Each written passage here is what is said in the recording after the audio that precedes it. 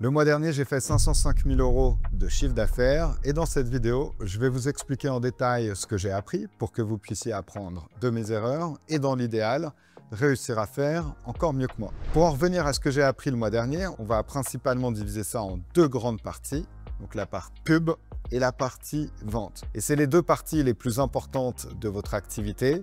Et souvent, il y a plein d'entrepreneurs, c'est d'ailleurs une des premières erreurs que je vois, c'est qu'ils essaient de faire beaucoup de choses pour éviter ces deux choses-là. Ils vont se perdre à faire du contenu sur les réseaux sociaux, les choses comme ça. Alors, je dis pas que ça sert à rien, mais en réalité, tu sais, il y a toujours quelques trucs dans votre activité qui fait faire vraiment avancer les choses dans le bon sens. Et moi, je trouve que c'est l'acquisition de façon générale et comment transformer ce trafic ensuite en client. La troisième partie, on pourrait dire que c'est la partie produit, parce que évidemment, c'est très important d'avoir un très bon produit et de pouvoir aider vos clients. On pourrait parler de la partie finance, de la partie légale, etc. Ça aussi, c'est très important, mais je trouve que le plus important, c'est quand même ce qui vous fait gagner de l'argent. On va dire finance légale, c'est important parce que ça vous permet de ne pas aller en prison et de ne pas faire des choses illégales. Donc, c'est très, très important. Mais si vous faisiez que ça, vous ne gagnerez pas d'argent. Donc, ce n'est pas suffisant. Pareil pour la partie produit que j'aurais pu mettre en troisième. C'est une erreur que je vois beaucoup d'entrepreneurs faire. C'est-à-dire qu'ils sont trop focus sur leur produit.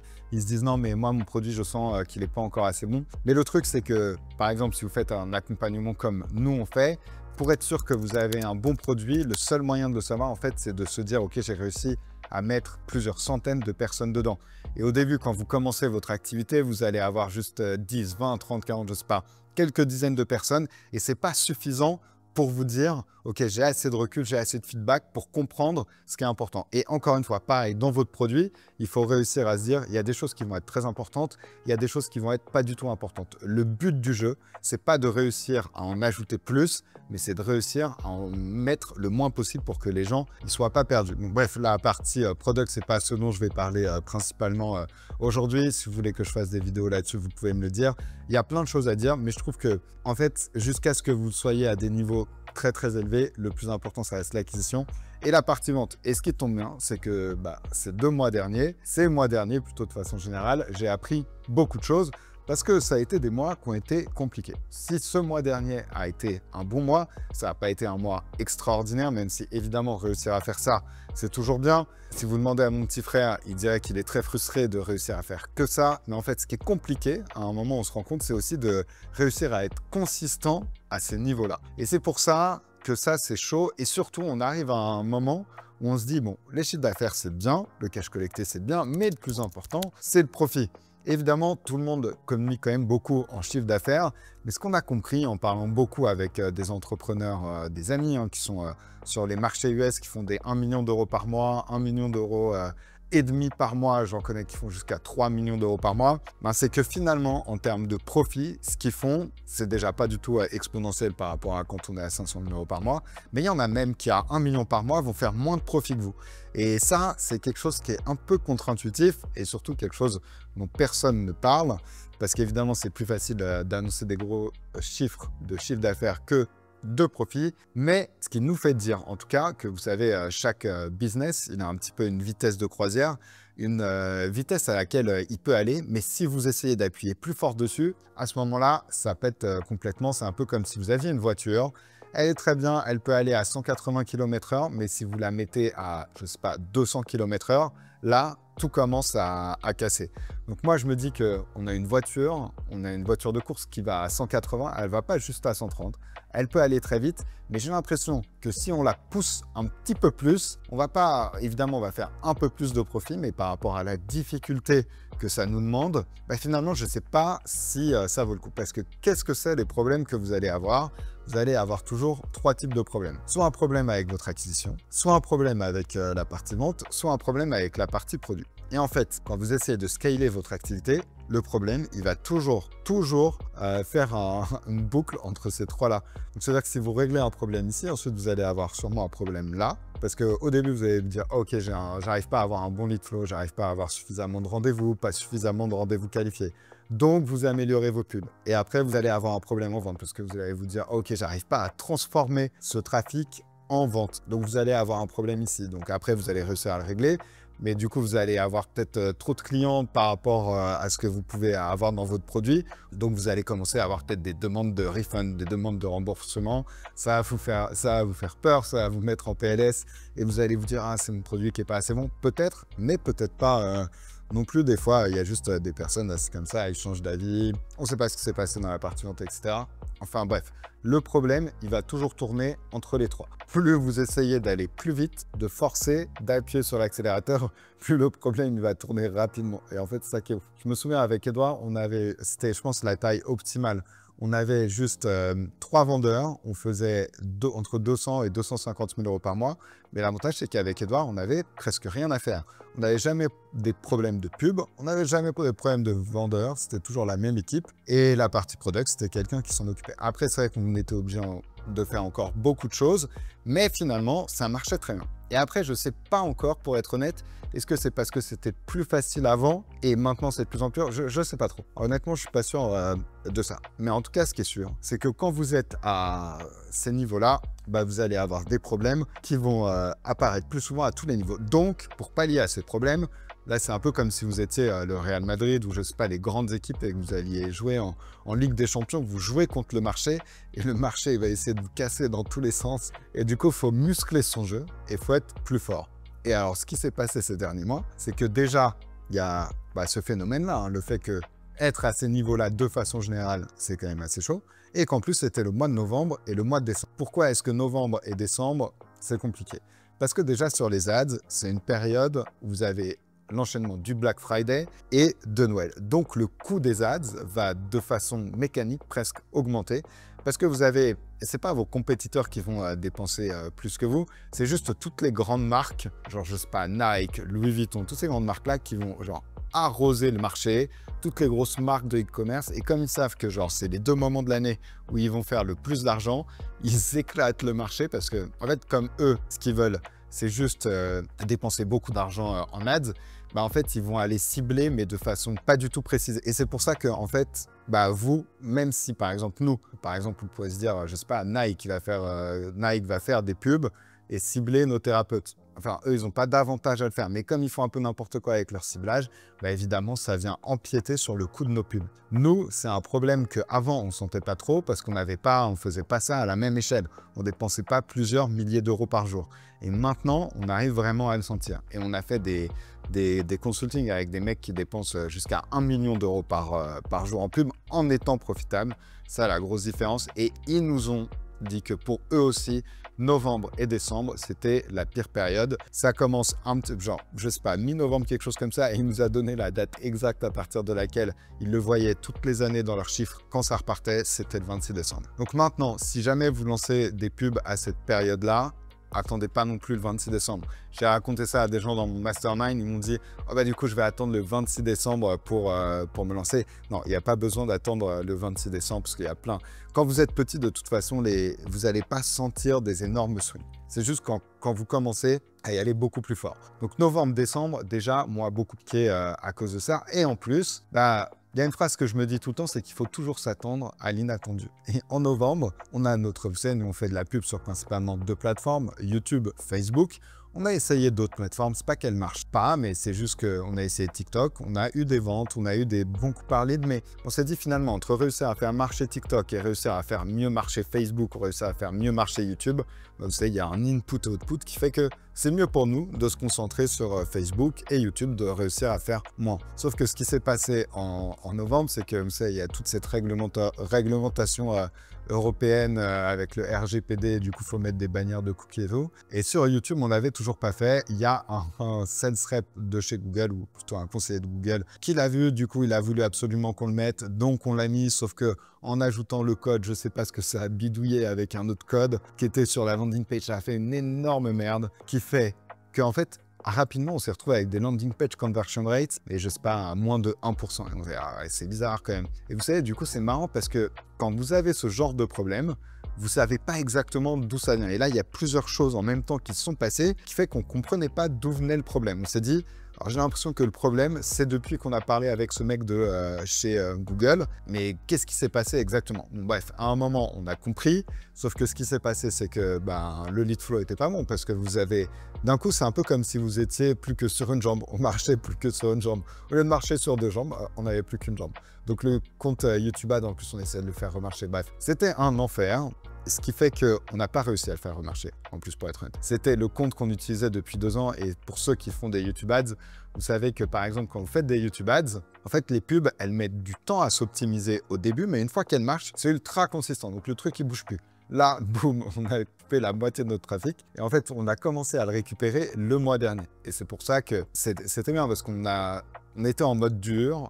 Après, on est passé en mode beaucoup plus facile et du coup, en mode beaucoup plus facile, c'était plus simple. Même s'il nous a fallu beaucoup de temps parce qu'il y a des pubs qui marchaient sur cet ancien compte YouTube qui ne marchaient plus sur notre nouveau compte YouTube. Bref, je vous raconte toutes ces galères pour vous expliquer que nous aussi, ça nous arrive et que si vous avez des galères, il ne faut pas paniquer, c'est normal, ça arrive à tout le monde. Donc, novembre compliqué à ce niveau-là, décembre compliqué à ce niveau-là aussi, donc au niveau des ads. Mais par contre, on s'est dit, bon, ok, c'est plus dur, mais on va pas se laisser aller, on va se dire, faut qu'on muscle notre jeu. Donc, on a musclé notre jeu sur principalement 3 points qui sont pour moi les points les plus importants sur les pubs. Le tracking, le testing, et je vous expliquerai le truc d'intelligence artificielle qu'on a mis en place. Et ça, c'est vraiment un truc de ouf. Donc déjà, sur le tracking, on a fait beaucoup de consulting parce qu'on essaie toujours de devenir les mecs les meilleurs et les plus forts du monde. Alors, je sais que quand je dis les plus forts du monde, ça trigger beaucoup les Français. Mais on a un peu cette volonté, même si on trouve toujours quelqu'un qui est plus fort que nous. Et donc, on a fait beaucoup de consulting avec des mecs qui dépensent beaucoup d'argent en étant profitables. Et on s'est rendu compte que finalement, même à leur niveau, c'était un petit peu du bricolage et un petit peu du bidouillage ce qu'ils faisaient. Et nous, dans notre team, il y a quelqu'un qui est très fort en code, qui est très fort en tech, qui est très fort en data science, qui est très fort dans tout ça. Et ce mec, c'est mon cousin. Donc il s'est chauffé, il a intégré notre team il n'y a pas très longtemps et il s'est dit, ok les gars, j'ai l'impression que là, par rapport à ce qu'on fait dans la façon de faire du media buy, il y a un peu de superstition. Et en fait, on n'arrivait pas à comprendre exactement ce qui se passait, notamment, vous savez, je trouve que sur la partie media buy, ce qu'il faut déjà savoir sur la partie pub, c'est que 80% du résultat, c'est votre pub. C'est-à-dire que même si vous faites un media buy qui est complètement catastrophique, c'est que 20% des résultats.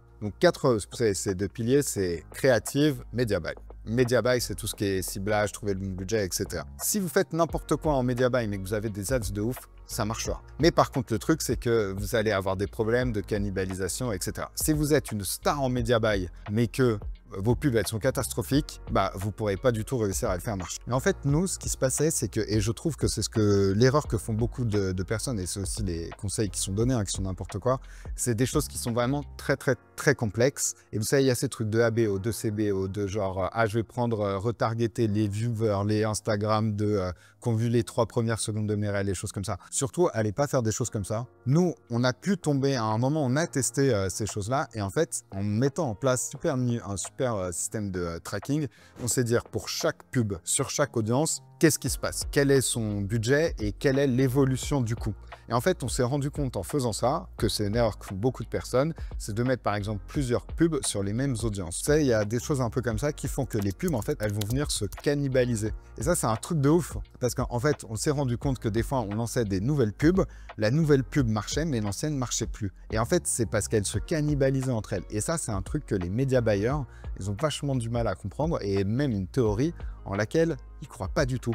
Et en fait, c'est horrible parce que quand vous êtes dans ce mode-là, c'est-à-dire que vous avez tout le temps des nouvelles pubs à recréer. Et nous, on s'est rendu compte avec ce truc de tracking, et ça a été révolutionnaire pour nous, c'est que en fait, chaque pub, en fait, elle avait une durée de vie à un certain budget. Et donc, on essaie toujours pour chaque pub de trouver la durée de vie idéale. Mais ce qui se passe, c'est qu'en fait, quand une ads, il y a un peu de l'ADS fatigue, ses performances, elles commencent à diminuer, etc. C'est pas vraiment que l'ADS, elle marchera plus jamais, c'est juste qu'elle s'endort. Et donc, nous, on a cette nouvelle théorie qu'on a testée depuis plusieurs mois. Et du coup, maintenant, on a un lead flow qui est très stable. Et en fait, on s'est rendu compte que des fois, il y a des pubs qui se réveillent et des fois, il y a des pubs qui s'endorment. Et en fait, le gros truc révolutionnaire pour nous, ça a été de comprendre qu'il n'y a pas de mauvaises pubs, il y a juste des pubs au mauvais budget. Et donc, nous, en fait, par exemple, on a un budget de plusieurs milliers d'euros par jour. mais on a des pubs, on sait qu'on peut dépenser 400 € par jour avec elles. Mais il y a des pubs, on sait qu'on ne peut dépenser que 40 € par jour avec elles. Et il y a des pubs où on sait qu'on peut dépenser que 10 € par jour avec elles. Et en fait, ce coût-là, vous allez le calculer en fonction de votre coût par Calendly et de vous dire, OK, genre moi, mon coût par Calendly, je veux jamais qu'il dépasse tant d'euros. Et en fait, nous, avant, ce qui se passait, c'est que des fois, on avait des coûts du Calendly qui explosaient de l'espace. Et donc maintenant, on s'est dit, non, vas-y, on se dit, le coût du Calendly, quoi qu'il arrive, on ne veut pas qu'il augmente plus que ça. Donc, même si à un moment, le lead flow, il va être moins bon, etc., c'est pas très grave. Je vous expliquerai dans la partie sales ce qu'on a mis en place pour ça. Mais voilà, l'idée, c'est vraiment de se dire, on fixe le coût par Calendly, on essaie d'augmenter le budget et en fait, en étant meilleur sur les ads, donc on a aussi un bien meilleur de testing comme ça, parce qu'avant, on n'arrivait pas à comprendre pourquoi une pub, elle marchait ou pourquoi elle marchait pas, ou est-ce que vraiment, elle marchait pas. Et du coup, vraiment, quand on a découvert ça, on a repris toutes nos anciennes pubs, c'est-à-dire toutes celles qu'on avait faites depuis le début, et on s'est rendu compte qu'une de nos super winners actuelles, c'était une de nos super winners d'il y a 4 ans, qu'on pensait morte, et en fait, qui est en bonne santé, mais c'est juste que des fois, voilà, elle va se réveiller, et des fois, elle va se réendormir. Et un petit conseil d'ailleurs que je peux vous donner, c'est que quand vous avez une ad qui s'endort, pour voir quand est-ce qu'elle va se réveiller, vous la laissez tourner à par exemple 2 € par jour. Et en fait, nous, c'est comme ça, on se dit, OK, vas-y, on va voir à quel point est-ce que la pub, elle se réveille. On a des petits indicateurs pour ça. Et du coup, pour le testing, nous, ce qu'on fait, c'est qu'on se dit, OK, chaque pub, en fait, ça va être un peu comme une brique. Et le but, c'est d'essayer de faire le plus de briques possible. Et moi, dans l'idéal, j'aimerais réussir à dépenser 10 000 € par jour, mais c'est juste que c'est dur de réussir à dépenser ce niveau-là sur une certaine niche en étant rentable sans avoir des coûts par Calendly qui explosent. De la même façon, si vous avez des pubs qui sont ouf, bah, peut-être que ça va vous permettre d'avoir des coûts par Calendly qui sont très faibles.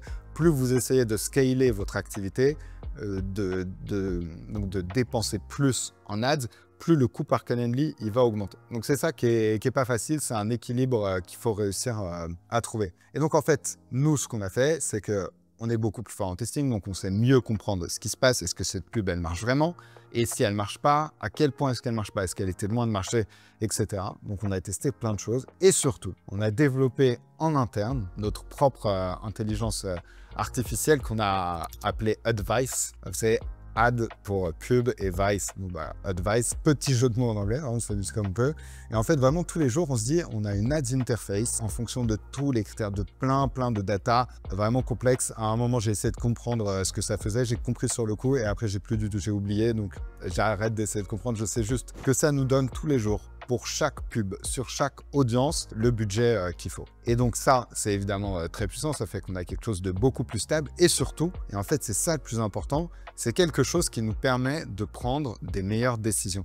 Alors qu'avant, et je sais qu'il y a beaucoup de personnes sur Facebook, ils sont un peu trop dans la superstition, ils vont essayer 1000 choses en même temps et du coup en fait ils vont pas comprendre exactement qui fait que ça marche ou que ça marche pas. Et du coup, ils vont commencer à se créer des histoires dans leur tête. Et les gens dans mon mastermind, c'est quelque chose contre lequel j'essaie de me battre pour essayer de leur dire surtout ne crée pas des fausses histoires. Vous savez, les histoires, c'est par exemple, ça, il y en a, ils disent « Ah, j'ai l'impression que quand je dépense plus, en fait, mon compte Facebook, il n'est pas habitué à dépenser plus et du coup, ça marche moins bien. » Bah, ça, c'est une histoire, on peut y trouver du sens, mais ce n'est pas du tout la réalité. Et en fait, en faisant ces 3 choses-là, on a découvert une nouvelle théorie que là, on est en train de tester. Et vraiment, c'est un truc de ouf parce que ça a doublé en fait le budget qu'on pouvait dépenser sur Facebook sans faire exploser le coût du Calendly. Donc, c'est vraiment très puissant. Et en fait, on a réussi à le faire parce que en fait, on est beaucoup plus précis sur tout ça. On a des nouvelles théories. On s'est rendu compte que, par exemple, la cannibalisation des ads, c'était quelque chose de réel, etc. Et en fait, cette théorie, c'est la théorie des anneaux concentriques. Et en fait, c'est l'idée que vous allez utiliser des lookalikes de lookalikes. Donc, c'est un petit peu plus complexe. Je ferai peut-être juste une vidéo là-dessus. Mais en gros, vous savez, bon, les lookalikes chez Facebook, on ne sait pas exactement ce que c'est ni exactement comment ça fonctionne. Mais en fait, on va utiliser des lookalikes de 1%, des lookalikes de 2%, des lookalikes de 3%, de 4%, etc. jusqu'à 10%. Et en fait, en faisant ça, ça permet d'être beaucoup plus précis, évidemment, sur les personnes qu'on cible. Mais surtout, en fait, il faut bien penser à genre supprimer les audiences que vous utilisez quand vous faites ces anneaux. C'est un peu complexe à expliquer, mais en gros, c'est la théorie des anneaux concentriques. C'est un truc de ouf. On arrive à savoir que c'est vrai parce qu'en fait, ce qui se passe, c'est que les gens, quand ils essayent ça, comme il y a de la cannibalisation dans tous les sens, ils ont l'impression que ça marche. Alors que nous, on a trouvé une façon de faire. Bah déjà, de une, ça marche trop bien. Et en plus, le deuxième gros truc, c'est que j'ai l'impression qu'on va réussir à savoir la vraie taille de notre marché. Et en fait, ça, c'est un truc, vous savez, c'est compliqué. On se dit, ah, mais c'est quoi la vraie taille de notre marché? Jusqu'où on peut aller? Et là, mon cousin, il m'expliquait ça. Il me disait, si on arrive à aller jusqu'au 10e anneau et qu'il y a encore de la place, on n'aura pas tapé tout le marché. Mais si on est obligé de s'arrêter aux anneaux d'avant, bah, ça voudra dire qu'on a tapé le marché. Et en fait, ça, c'est pas mal parce que je sais qu'il y a pas mal de personnes qui disent, ah, c'est comme Total Addressable Market. Vous savez, les gens chez McKinsey, ils essaient de calculer ça. Mais c'est pas vraiment mécanique, c'est des trucs au doigt mouillé. En fait, on n'en sait rien. Là, je me dis, bah, c'est vraiment les audiences de Facebook. On n'aura plus personne à aller cibler. Alors après, ça, on aura fait ça sur Facebook. Il reste d'autres canaux d'acquisition à aller chercher, comme YouTube, comme TikTok, comme Snapchat Ads. Donc, il y a d'autres choses, mais en tout cas, sur Facebook, voilà, on aura fait une grosse partie. Et surtout, un point intéressant par rapport à tout ça, c'est qu'on a atteint un stade où, en fait, comme on a des pubs qui s'endorment et des pubs qui se réveillent, eh ben, on n'a plus vraiment besoin de créer de nouvelles pubs. C'est-à-dire que nous, on fait toujours des tests. En plus, d'ailleurs, c'est un bon point.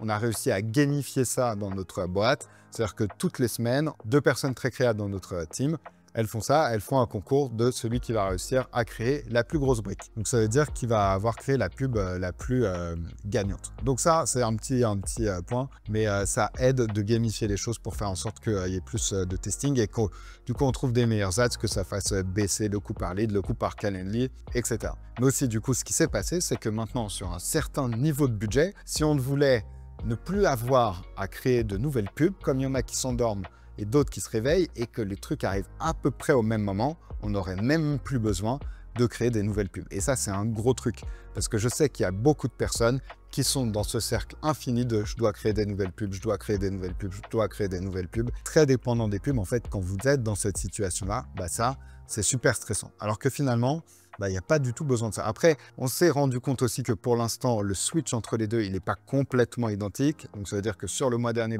on a eu un petit souci de lead flow à un moment parce que des ads s'endormaient, mais les autres n'étaient pas encore réveillés. Donc voilà, ça, c'est ce qui s'est passé. C'est nos grosses découvertes sur la partie pub. En plus, tout ce que je vous ai dit ici, parce que je sais qu'une objection que je pourrais avoir, c'est oui, mais est-ce que tu es sûr que c'est la même qualité des leads? Et alors ça, justement, c'est pareil. On a mis en place un système de tracking qui fait qu'on note chaque lead. Vous savez, chaque Calendly qu'on reçoit, on les note sur une échelle de 1 à 4. Donc 1, pas du tout quali, 4, très quali, 3, assez quali, 2, on n'est pas sûr, moyennement quali. Et donc, on s'est rendu compte que déjà, on fait ça depuis plusieurs mois et qu'en fait, la qualité du lead flow, elle est constante. Et donc, quelles que soient les pubs et tout, on s'assure toujours bien de ça, que ce soit un lead flow constant. Donc voilà, c'était déjà assez intense, mais c'est tout ce que j'ai appris sur le mois dernier et ces derniers mois de façon générale sur la partie pub. Donc, on est meilleur là-dessus. On a réussi à muscler notre jeu et je dirais pour nous, c'est presque la partie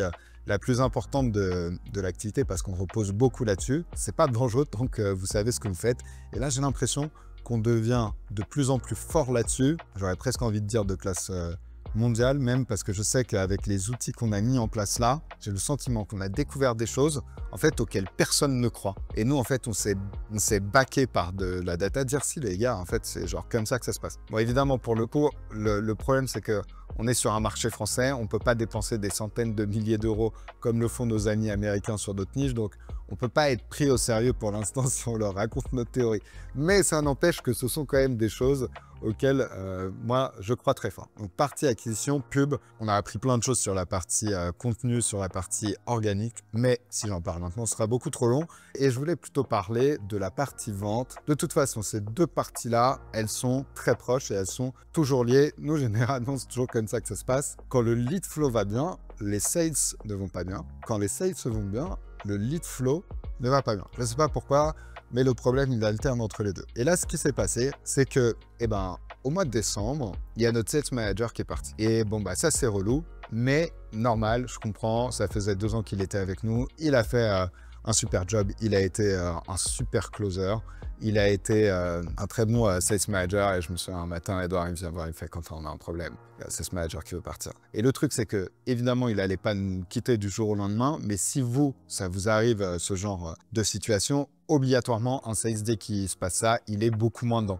Donc l'idée, ça va pas être de retenir la personne le plus longtemps possible, mais juste de trouver son remplaçant le plus rapidement possible. Et là, nous, on n'avait pas trop de remplaçants, donc on s'est dit, ah là là, c'est un peu la thune, mais il va falloir se remettre dans les sales. Et moi, ça faisait 4 ans que j'avais pas réécouté un Sales Coach, par exemple. Ça fait 4 ans que j'avais pas du tout refait ça. Et Edouard avait un peu plus d'expérience avec ça. Et il m'a dit, ah, franchement, même là, moi, j'ai pas trop envie de le faire. Mais pour autant, en fait, c'est marrant parce que c'est un peu comme ça dans la vie tout le temps. Des fois, vous avez l'impression qu'il y a un truc qui vous arrive. C'est pas une bonne chose, mais finalement, ça finit par être quand même quelque chose de bien. Et nous, le fait que voilà, notre sales manager il parte, on a dû se remettre dedans, ça nous permet de voir les trous et surtout, on s'est dit, vas-y, nous, on veut devenir plus fort, on veut toujours essayer, pareil, de devenir le plus fort du monde là-dedans. Donc, on a trouvé un mec exceptionnel dans ce qu'il fait et il a accepté de nous coacher en one-one. C'est un mec que j'ai spoté et d'ailleurs, petit conseil là-dessus, des fois, des bons mecs à spotter, ça, c'est des mecs, normalement, ils ne travaillent jamais en one-one. C'est un ancien sales manager qui a scalé plein de teams de 0 à 3 millions par mois. Super entrepreneur, sales incroyable. Et en fait, il a fait un burn-out. J'avais spoté, je sentais qu'il était au bord du burn-out. Du coup, il a quitté son job. Donc, dans ces cas-là, évidemment, il a un gros drop dans son revenu. Et surtout, il ne veut pas se remettre dans un nouveau projet. Il veut quelque chose de beaucoup plus chill. J'ai vu l'opportunité. Là, je me dis, à la limite, c'est un signe de Dieu. Au moment où on perd notre sales manager, on trouve ce gars-là. Donc, le problème, c'est qu'il est anglais. Donc, il n'a pas pu devenir notre sales manager. Mais il nous a donné plein de conseils. Et c'est ce que je vais partager avec vous sur le management et la vente de façon générale, plus spécifiquement sur le closing. Première chose, il nous a dit le plus important dans une boîte, dans la partie sales, c'est la culture de ta boîte. C'est la culture de ta sales team même. Et il nous a dit, il y a une grosse différence entre la culture de ta sales team et la culture du reste de ta boîte. Donc, c'est pour ça, tu n'as pas vraiment besoin de mixer les deux teams. Parce que sales, tu es énormément dans la performance. Il faut être dans la high performance tout le temps. Et donc, sales, il nous a dit, il faut que tu crées une culture de la projection. Donc, ça veut dire que toutes les semaines, tu donnes un certain nombre d'objectifs de vente à faire à tes vendeurs et tu mets une culture, tu as créé une culture dans laquelle c'est inacceptable de ne pas réussir à les atteindre, ces projections. Et ça, c'est très dur à faire, mais c'est ce qui fait que vos sales, ils vont faire des follow-ups, ce qui fait que les sales, ils vont se donner plus sur les calls, etc. Et donc, nous, on les suit vraiment de très, très proche, nos sales. C'est-à-dire que si, par exemple, le jeudi, le vendredi, ils ne sont pas dans leur projection, on leur dit, OK, qu'est-ce que tu as fait hier? Et vraiment, là, heure par heure, on veut que le mec, il nous dise, OK, exactement, qu'est-ce qu'il a fait? On lui dit, OK, tu as fait combien de calls? Et où il va nous dire, ah, j'ai fait quelques calls. Je fais, ouais, mais tu as fait combien de calls exactement? Tu en as fait 10, tu en as fait 20? T'en as fait 24, t'en as fait 35, c'est pas pareil. OK, il y en a combien qu'on décroché? Et toujours être super précis en fait. Et nous, c'est beaucoup de la data. Les meilleurs sales, c'est des sales de toute façon qui connaissent leur data sur le bout des doigts. Parce qu'on dit, OK, t'as appelé genre 56 personnes. T'en as 14 qui ont répondu. Et il se passe quoi avec ces 14? T'as réussi à en reschedule combien d'heures? OK, il y a sûrement un problème dans ce que tu dis. Du coup, on va voir, etc. Et c'est comme ça qu'on voit les problèmes. Donc, l'idée en plus, c'est pas d'être dur pour être dur. Nous, en plus, dans la team, il y a notre petit frère. Donc, c'est toujours dans la bienveillance et cette idée de, on essaie de devenir meilleur. Mais nous, on est de toute façon dans la high performance. Et c'est sûr que ça va pas aller pour tout le monde. Mais si c'est pas fait pour vous, faut partir de l'équipe. Et l'avantage aussi pour tout le monde, c'est que s'ils sont meilleurs, ils vont closer plus de personnes et donc ils vont gagner plus d'argent. Et nous, on va pouvoir aider plus de monde. Donc, c'est de toute façon toujours gagnant-gagnant. Et on fait ça vraiment pour aider nos closers et aussi faire en sorte qu'on aille un peu chercher ce potentiel qui est inexploité chez beaucoup d'entre eux. Et franchement, avec certains de nos closers, on l'a vu, il y en a qui sont vraiment mais révélés. Et en fait, c'est super important de voir si vous mettez des objectifs élevés, lesquels vont réussir à se surpasser, à se transcender, à se transformer, et lesquels, en fait, ça va faire le contraire, ils vont complètement craquer sous la pression. Et du coup, c'est pour ça, il faut se dire, OK, genre, vas-y, moi, comment est-ce que je fais pour identifier le plus rapidement possible des mecs qui peuvent bien supporter la pression? C'est comme ça, sales, c'est pas du tout fait pour tout le monde. Donc, plus important, avoir une super culture à ce niveau-là. Et la culture, c'est pas, vous savez, on parle des valeurs, des choses comme ça. Ça va pas être non plus faire des gros discours de leadership et tout. Ça va être quelles sont les petites choses que vous laissez passer. Et en fait, c'est là-dessus que vous voyez votre culture. Donc, vous dites, OK, chez nous, chez Teliosa, ce qui est important pour nous, c'est l'excellence, c'est l'extreme ownership, c'est de garder les choses simples, tout un set de valeurs. Par exemple, si quelqu'un arrive 1 minute en retard dans un call, moi, je lui dis, non, en fait, c'est pas possible, tu as 1 minute de retard, tu me préviens avant si tu as un peu de retard, mais c'est pas acceptable d'arriver avec 1 minute de retard. Donc ça fait partie des choses qui sont super importantes, les petits détails qu'il faut absolument pas laisser passer. Donc la culture. Ensuite, juste au niveau du sales management, quelque chose qu'on a appris, c'est qu'en fait, le sales management, si c'était bien fait, c'est un peu comme tout, ça n'a pas à vous prendre du temps. Et donc, un bon sales manager, il est censé faire son taf en 2 heures par jour. Et donc, nous, on a réussi à re-rendre les choses simples en faisant beaucoup moins de choses que ce qu'on faisait avant. Parce que vous savez, des fois, c'est marrant, c'est un peu ça qui se passe. Vous lancez quelque chose, vous créez quelque chose, et puis en fait, vous vous rendez compte que petit à petit, c'est un principe d'entropie, c'est-à-dire que les choses, elles tournent vers le chaos. Et donc nous, on s'est rendu compte que sur ces dernières années, il y a des bonnes choses qui avaient été enlevées et des mauvaises choses qui avaient été rajoutées. Par exemple, je me suis rendu compte que dans notre team, ils faisaient de plus en plus de roleplay, des choses que nous, on n'avait jamais fait. Et là, par exemple, on s'est rendu compte que c'était pas forcément utile. Et donc finalement, si vous voulez être un bon sales manager, c'est très simple. 2 choses principalement à faire. Donc c'est déjà un meeting tous les jours. Nous, on fait les meetings à 8 h du matin pour la France. Donc c'est sûr, c'est un petit peu compliqué parfois pour nos sales de se réveiller. Mais c'est très important comme ça. Pendant 1 heure, on s'entraîne. Et après, à 9 h, c'est le début des calls.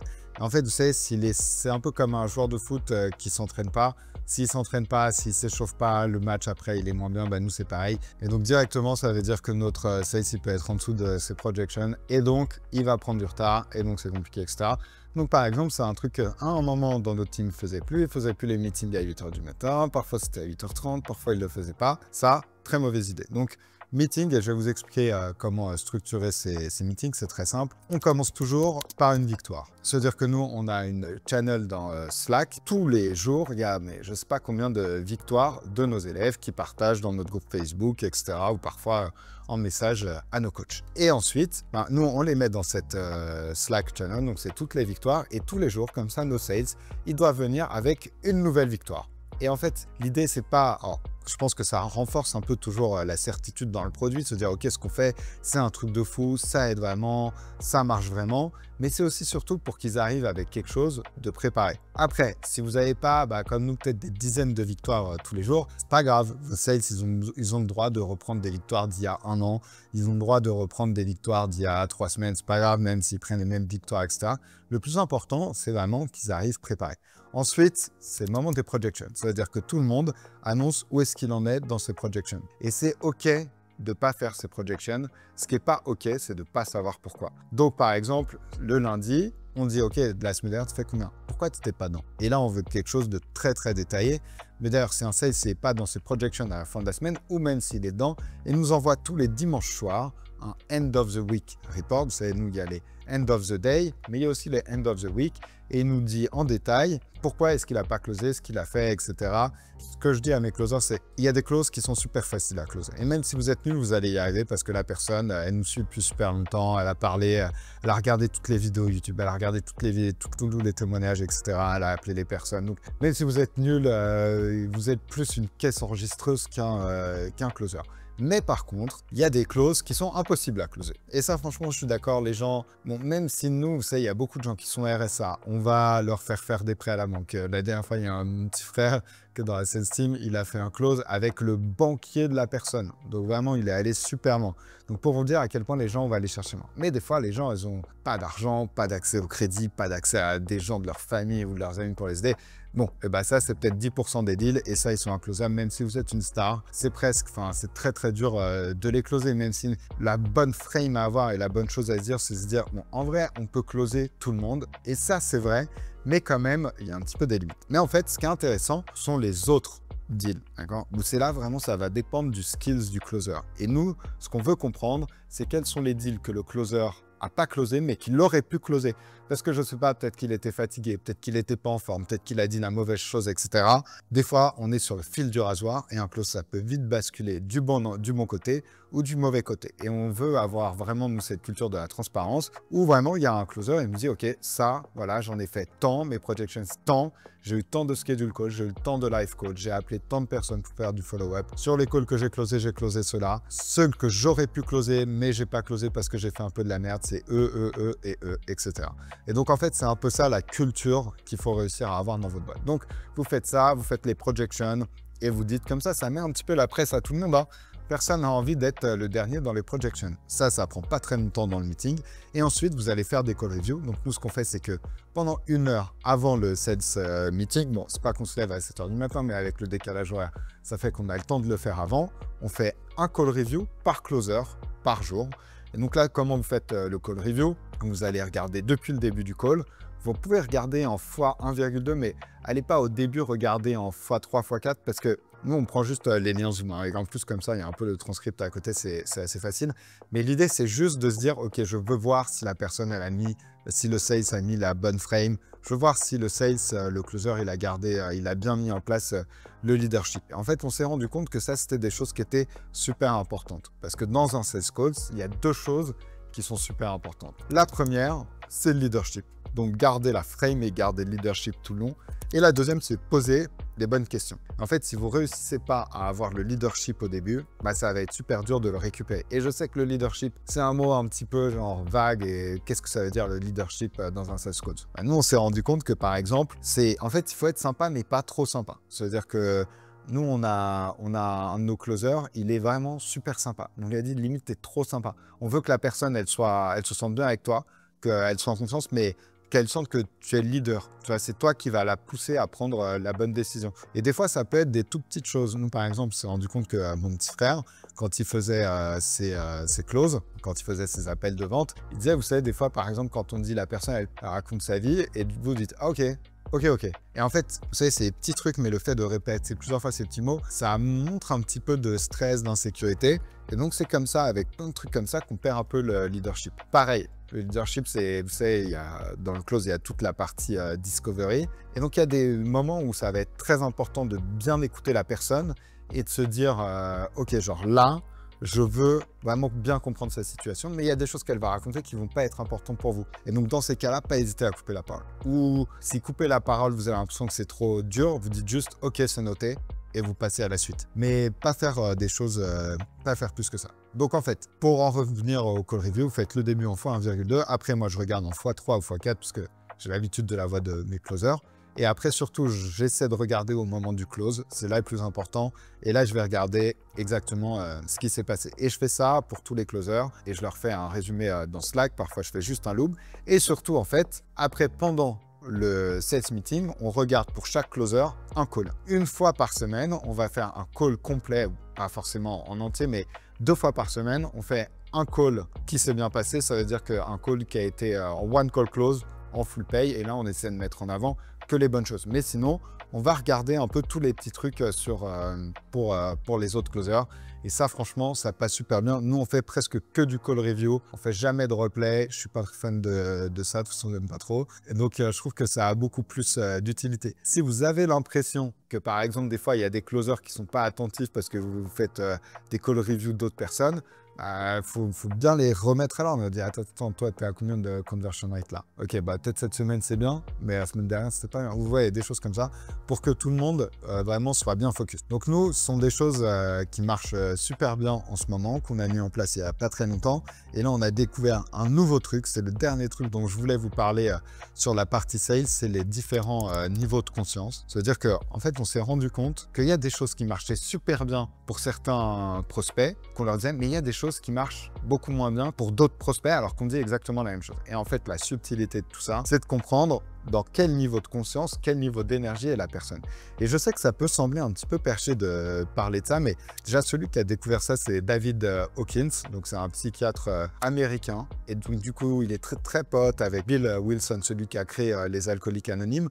Donc ce qu'il raconte, c'est loin d'être du bullshit, ça a été testé sur les gens. Et en fait, on s'est dit, ok, si on utilisait ça et qu'on le mettait sur les sales calls. Et en fait, ça marche super bien parce que en gros, ce qu'il faut comprendre, c'est que vous savez, il y a plein de niveaux d'énergie. Donc, ça peut aller de 0 à 1000. 0, vous prenez quelqu'un qui est complètement addict à la drogue, qui peut rien faire et qui est dans la rue. Et 1000, vous prenez quelqu'un comme Jésus. Et quelqu'un comme Jésus, on va dire, il est sur un niveau de conscience très, très, très élevé. Donc, en fait, en plus, il faut comprendre que voilà, la différence sur les niveaux de conscience, elle est exponentielle. Donc, quelqu'un qui est à 1000, c'est pas 100 points de plus que 900, c'est genre exponentiel. Mais bon, bref, il faut comprendre que vos prospects, ils peuvent être soit dans la honte, soit dans la peur, soit dans l'ego et la fierté, soit dans le courage, soit plus haut. Mais généralement, ils sont dans un de ces 4 niveaux-là. Et en fait, en fonction de son niveau, bah, faut lui parler différemment. Si vous avez quelqu'un qui est dans la peur, bah, faut le rassurer.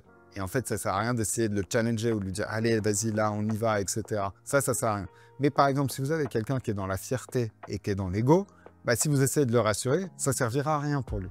En fait, lui, il va falloir le challenger. Et c'est lui où il faut aller faire plus des hard close en disant, nous on a des petites phrases maintenant qu'on a instaurées, on fait, allez, on y va. Et vous voyez, il y a plein de choses comme ça qui font que ça marche pas.